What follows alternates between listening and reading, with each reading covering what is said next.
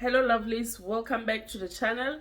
If this is your first time joining us, my name is Mboi. I work and live in the UK, and in this channel we talk about migration, we talk about traveling, nursing and everything else.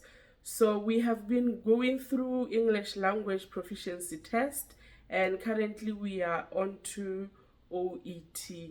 So our previous video was about listening, and some few tips were mentioned in there. I hope it helped some of you who are still preparing for OET exam. So today I'm going to share my experiences with you on OET reading module, how we did our preparation with my friend, because all these things about the whole process I did it with a friend. So everything that we were going through, we almost have been doing things together at the same time. So with reading, please remember that the reading module has 3 parts, and if you don't know about this, go back, watch the video where I have been explaining format and the structure of OET. So with part A has its own question paper. It takes about 15 minutes to complete, and there are 3 types of questions to look for. There are 4 texts, meaning there will be 4 short texts that you need to go through for you to answer all 20 questions for part A, which you are going to do in 15 minutes. So these are the strategies that we used with my friend, and they really worked for us. It might work for you, it might not work. So please, when you do this, choose things that are working for you and go along with them. But these ones that I'm going to mention shortly, they definitely worked for us. The very first thing that we did, we always had our stopwatch in place when we were doing reading. This means we will short time ourselves. Like I said, it takes 15 minutes to complete the task, but we will always short time ourselves by 2 minutes so that we complete the whole thing in the first 13 minutes. Then this will give us a chance to go through the answers and then revisit the ones that maybe we didn't get a chance to answer. But during practice time, all the time, we would short time ourselves by 2 minutes and answer all questions. So during the exam day, the time 15 minutes was more than enough for us. So I think you can also try this. It will also help you to speed up. Many people were complaining about running out of time, specifically for part A, and part A carries a lot of marks. It's the best one to really master. If you can be able to aim for 20 questions, then you know you are now looking for 10 in the next 2 parts. So please make sure that you short time yourself, like take consideration into short timing yourself so you can build speed around everything. So you don't have time to read, so do not read the whole thing. The best thing that you need to learn to do is scanning. Scanning is the best technique for you to learn, because it's the one that is going to help you identify where the answers will be coming from. Like we said, there are 4 texts, and imagine if you are going to read the whole thing, it's going to take a lot of your time and you're not even going to understand. You're not reading to understand, you're reading for you to answer questions. So don't read the whole thing. What you need to do, the strategies that we used is, number 1, read the headings for all 4 texts. Text A, read the headings in that text. If text A has one huge heading, and then there are tiny subheadings, read through those headings. They are the ones that are going to give you more information on what is entailed in each text.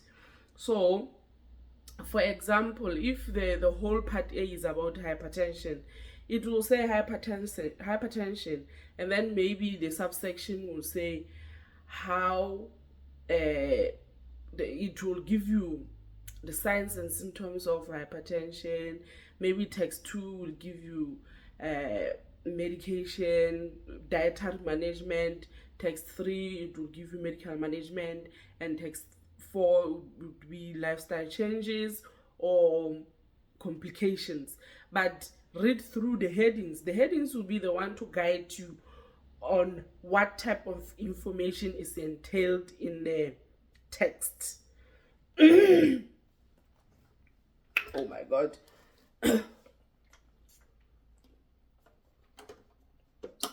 So that's that. Other thing that is going to give you keywords is the bold.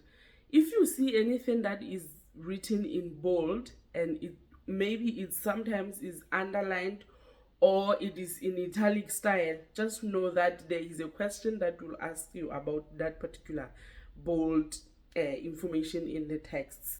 So what are the types of questions? Like I said, go back, watch the format.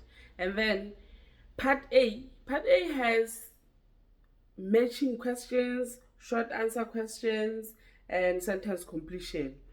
So which type of questions should you start with?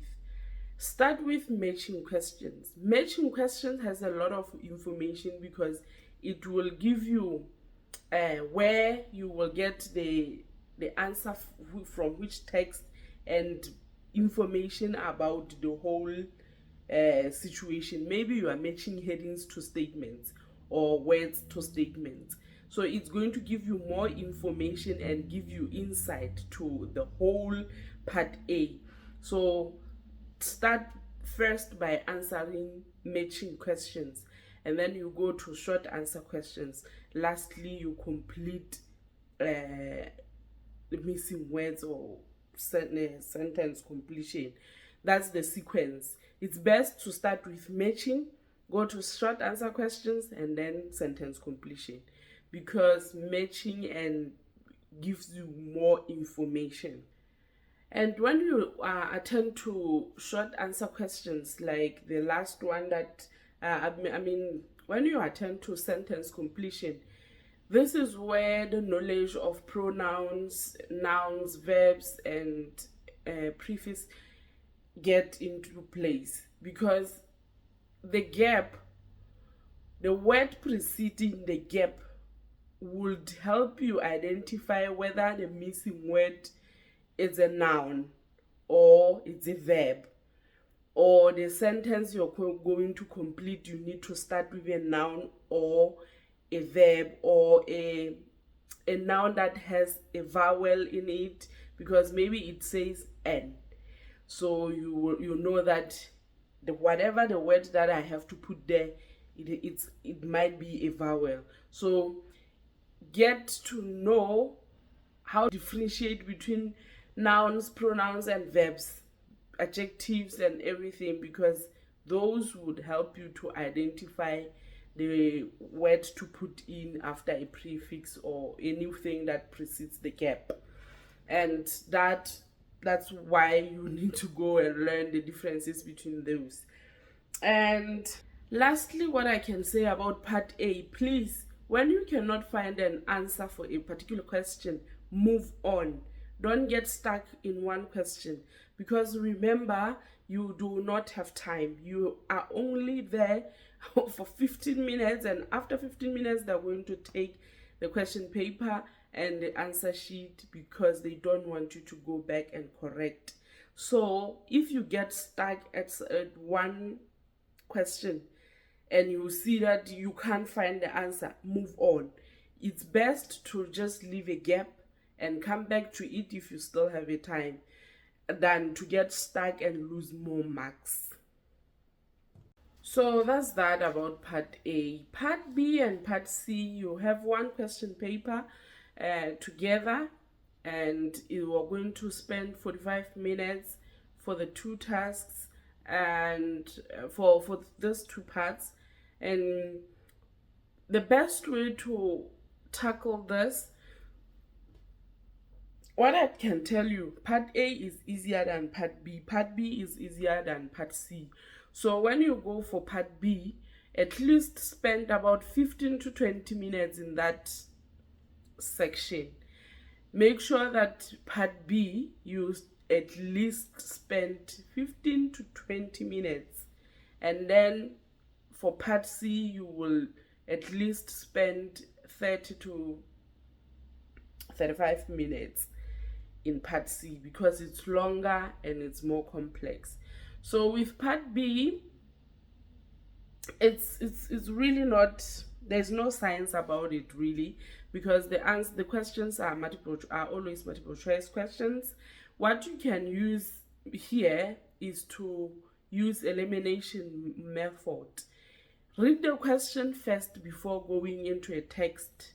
Read the question first. If it's not a question, it's just a statement, turn that statement into a question in your head. Or even, yes, turn that statement into a question in your head, because it's going to help you eliminate wrong answers to the question. So eliminate the wrong answers so that you can be able to say this is the correct answer. Because if you are looking for a correct answer, then there are lots of distractors in reading. You will find a very tiny thing that you didn't even think could be the one that is a distraction. So use elimination method. Just look for wrong answers and eliminate them. So after you have removed those ones, you know that you are left with the correct answer. You don't have to read this to understand. Make sure you read to answer the questions. So part B, if you watched the previous video, in part B you have 6 questions, and these 6 questions are based on day-to-day short annexes about work, life, or policies. So you will find sort of a paragraph or a memo, and then there is a question, and then 3 options or 4 options. I can't remember if it's 4 or 3 options for the question. And then you use elimination method, and then you are able to pick your answer. So that's that really about part B. Doesn't have much that you can do really. Part C, like we said, at least spend 30 to 35 minutes. There are 2 long texts, 2 in number, and they are very long. So the total questions that are there in part C, they are 16 questions. So it's really long, meaning text A, it has 8 questions, text B, it has 8 questions, and it's long. So for the first text, take 15 minutes, the other text, take 15 minutes to complete it and make it 30 minutes.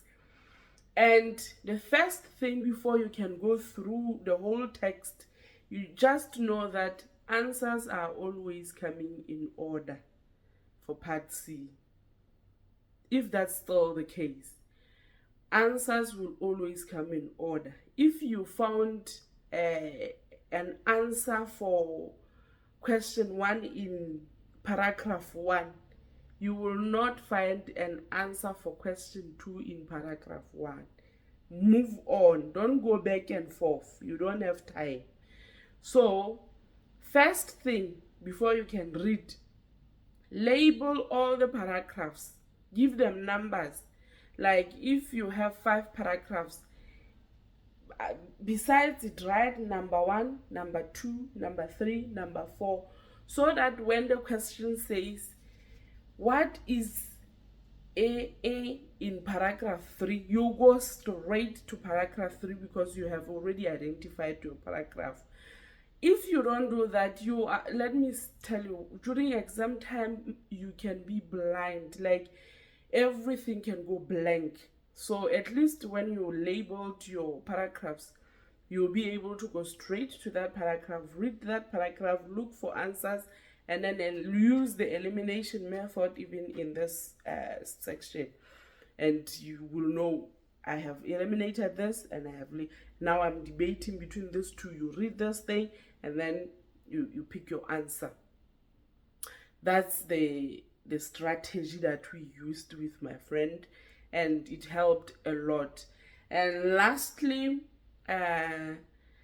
learn how the reference words are used, like it, they, them, what they are used for in the text.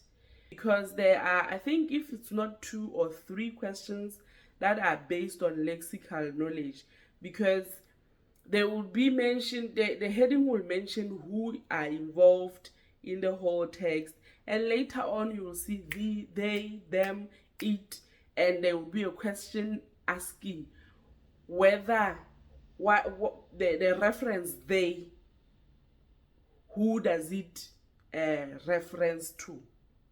I don't know if you understand me, but make sure that you are able to identify reference words and who they are used for in the text, because there is always a question about lexical knowledge. So the only thing that you can do favor for yourself is to read. Like now, buy a novel, read, or message, take a message textbook, read through, because it's going to help build your lexical knowledge so that you can be able to identify easily the words in the text. That's the strategies that we used. And in this particular section, you are shading your answers, like